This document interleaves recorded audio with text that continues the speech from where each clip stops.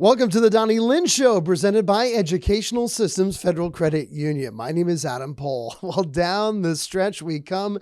It's hard to believe 2 weeks left in the Mount St. Mary's men's basketball regular season, and this is it for games at Knott Arena. Friday night at 7 against Niagara. Water bottle giveaway courtesy of PNC. And then Sunday is senior day. Sunday at 2 o'clock start against Canisius, the final regular season home game of the year. And we've got our big Emmett bobblehead giveaway presented by Pepsi. Mount St. Mary's played just one game last week. It was a road win at Ryder.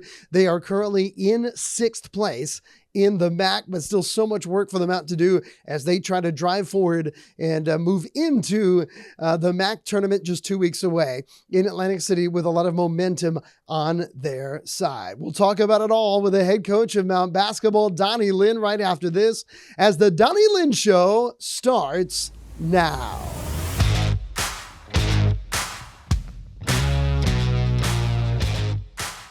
Great to have you with us today on our Donny Lind Show, presented by Educational Systems Federal Credit Union. Joined now by Mount St. Mary's head coach, Coach Lind. Coach, coming off of a nice weekend in which you guys played just one game. It was a victory against Ryder. Let's dig into that game a little bit.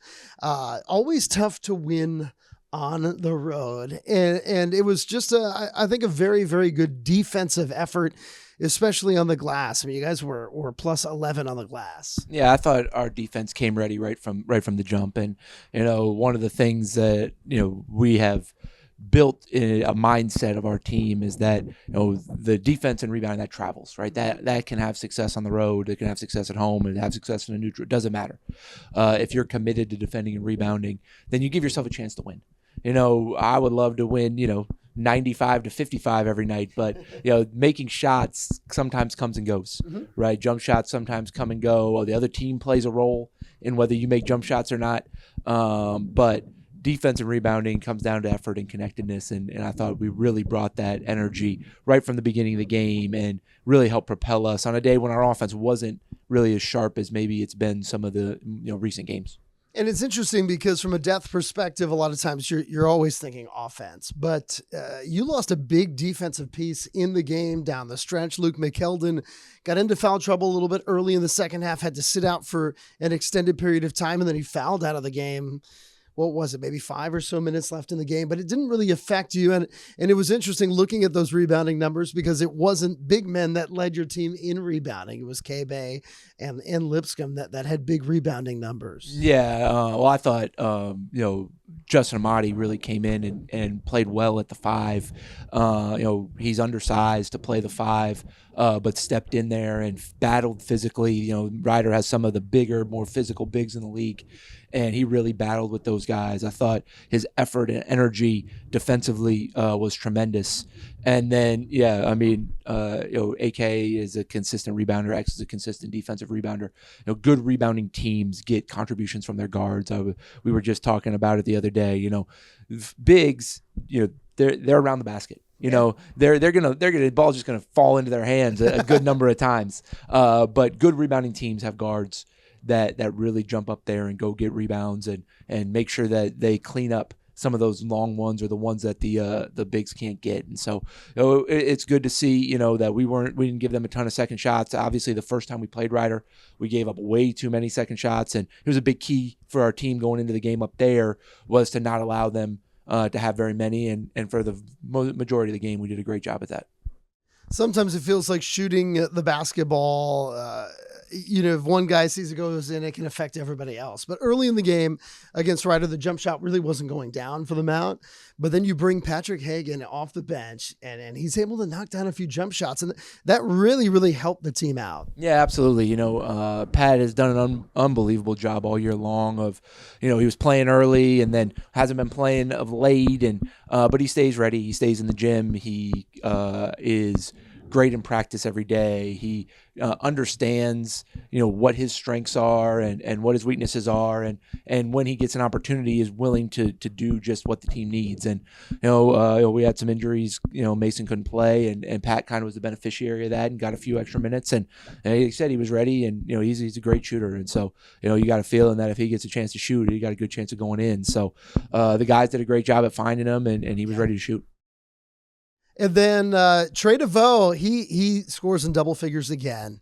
He is now 2 points away from 1,000 in his career. That's a really, really big accomplishment as a college basketball player. And he's had a career, obviously, where he's bounced around, played at multiple schools. But I know he's found a great home here down the stretch of his career at the Mount. Yeah, absolutely. Trey's already scored 1,000 points if you count his junior college. But at the NCAA, he'll get to 1,000 here hopefully pretty soon. But yeah, he's he knows how to score. Mm-hmm. He's mature in his approach. Trey's brought a lot of leadership to our team. Even though he's only been here for 1 year, he brings the leadership and intangibles. One of the things I love about Trey is he has great perspective. He's a little bit older. He's seen a lot of different things, right? He had 2 years of junior college. He's been in Division II. He's been in a different Division I, and now he's here. And what could be looked at as a negative, all that moving around. Sure. And, there's this stigma right now that guys who bounce from one school to the next are looking for themselves and they're selfish. And, Trey's the opposite. Trey has such a perspective and appreciation for the Mount, for the community here, for the program that we have, for our fans, for the way that our staff treats him, for the way his teammates treat him, because he's seen so many other things. Yeah. And it's one of the underrated positives that come from the transfer portal is that you can bring in, if we do a good job in recruiting and we try to identify the right people, but if we do that, we can bring in guys that have great appreciation and perspective for the things that we do well here. And Trey really sums that up for our team. I love that. We're going to take a quick break. When we come back, it is the final week of home games here at Knott Arena. We got a few giveaways we'll tell you about as well, but we're going to set up what is this last home stretch for the Mount in this 25-26 campaign right after this. The time has come. The steak and cheese sandwich is back at Roy Rogers. Savory or spicy, make it yours with your favorite fixins. Go big and upgrade to a large drink and holster fry for the full cowboy experience. Get it while you can. Steak and cheese is here for a limited time only. See you soon at Roy Rogers.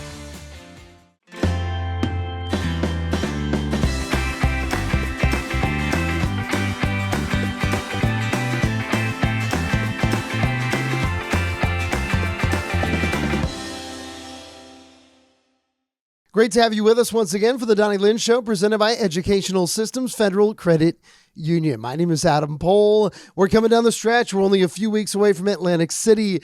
This is a time, obviously, that you guys are obviously trying to really, really peak.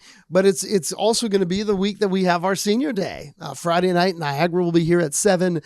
There is a water bottle giveaway, courtesy of PNC. Sunday, the Emmett bobblehead giveaway, courtesy of Pepsi. But it's going to be a special day for family and friends of many of the players on this Mount basketball team on senior day, as we're honoring a lot of players this year in the game against Canisius. Yeah, it's a fun time.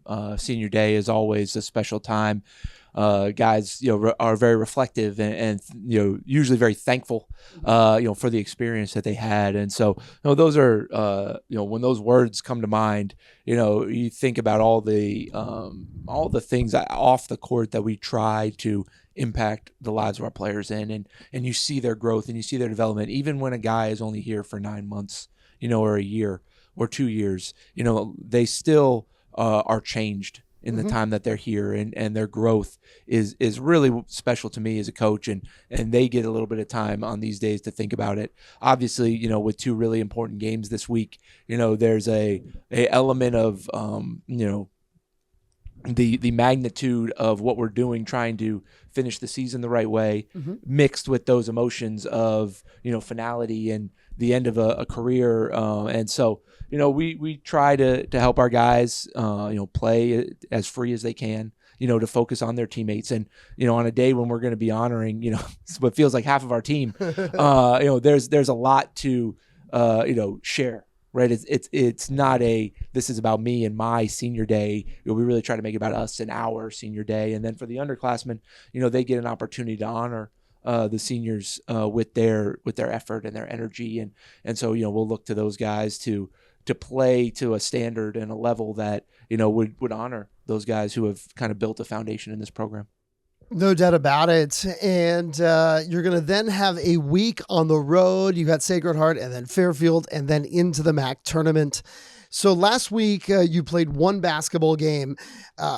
Were you able to take a little bit of time? We mentioned it in our last Donny Lind show, but to not practice with the purpose of just thinking about one team before you kind of got into this week's scouts. Yeah. We were able to give our guys some time to rest. Yes. Playing on Friday, they could get a weekend off, which is very rare during the season to have a Saturday and Sunday off. One of the if I'm allowed to say this, one of the downsides about the MAC schedule is that a lot of times our players' off day is Monday. Correct. And they still have to go to school. They still have other responsibilities on a Monday. Correct. That, when you can get Saturdays and Sundays off, they can really recover and relax and reset. And then, Monday and Tuesday, we were able to practice and focus on us and work on some things, big picture concept things that we want to improve on as we prepare for this last stretch run and then into Atlantic City.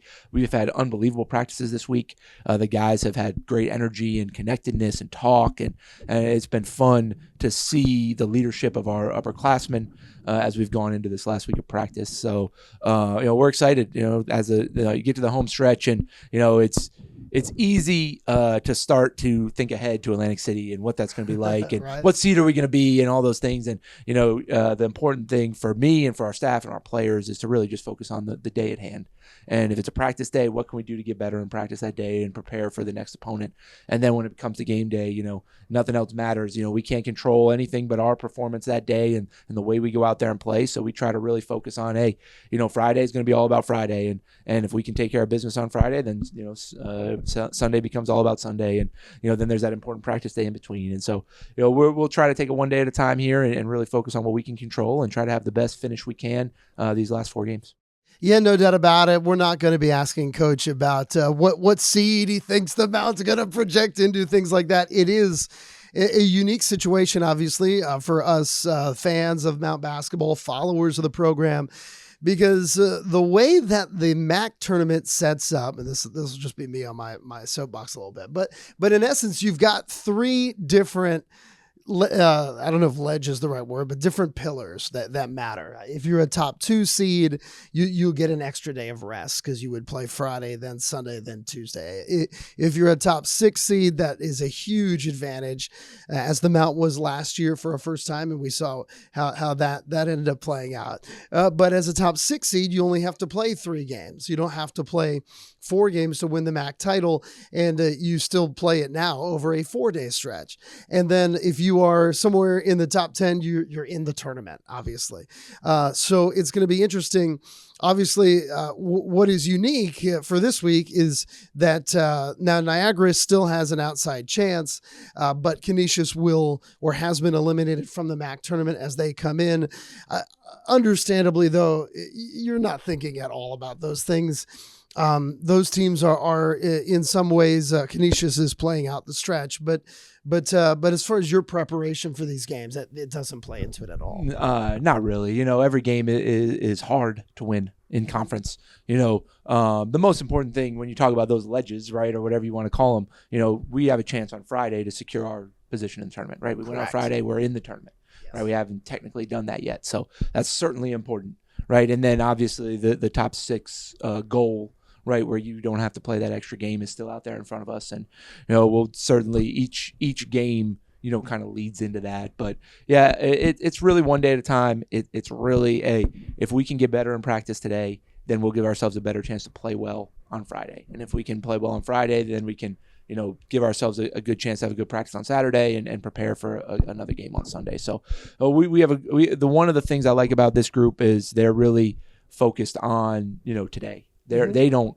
look ahead. They don't know. They might not even know where we stand in the standings or how much matters or whatever. So I feel like I have to educate them a little bit when we go into practice on, hey, Niagara's still fighting. They feel like they feel like they can still make the tournament. So, we've got to understand the level of urgency that they're going to be playing with, right? And make sure that we're ready for that. So it's a unique time with the, Atlantic City right around the corner, but our approach pretty much stays the same. And it's today's the most important day we have, and we got to make sure we're getting better today.